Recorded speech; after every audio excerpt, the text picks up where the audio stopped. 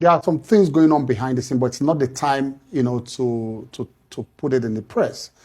In fact, that letter I wrote some time ago, it was not intended for the press, but I don't know where it leaked from. Because, such diplomatic issues, you don't just rush to the press over them. So we intended to make it purely diplomatic, through diplomatic channels, to express our dissatisfaction with the way they are treating our local airlines. We have designated Airpeace as our flag carrier to run that route. When I came into office, remember there was a debacle as to the fact that we even had no access to London at all. Absolutely no access. And then, of course, we had to make a lot of shuttle back and forth to London.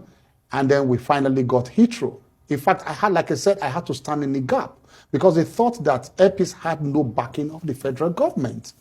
Don't forget that the BASA routes are not owned by private airlines. All BASAs are owned by the sovereign states. We negotiate BASAs.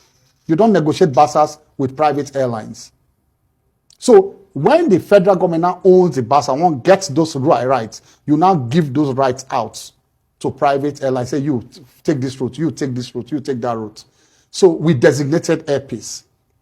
And so it was our duty, therefore, to go and impress upon the British government that right we have over the BASA we signed, we have given it to this private airline to use. And so we needed to stand in that gap. And so it took my intervention to put my foot down before we got Heathrow. However, we were not satisfied. But I told Alan then, my brother Alan, I said, you know what, let us start from somewhere.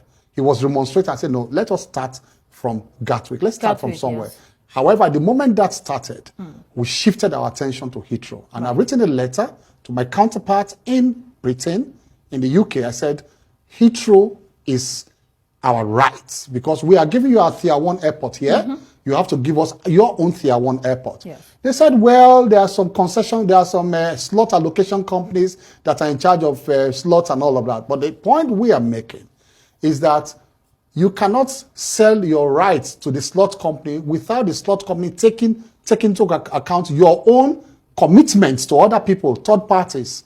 They have to also take on those liabilities. Right. Also. That is simple law. For all law students, no. They must take over those commitments that the British government are already committed to.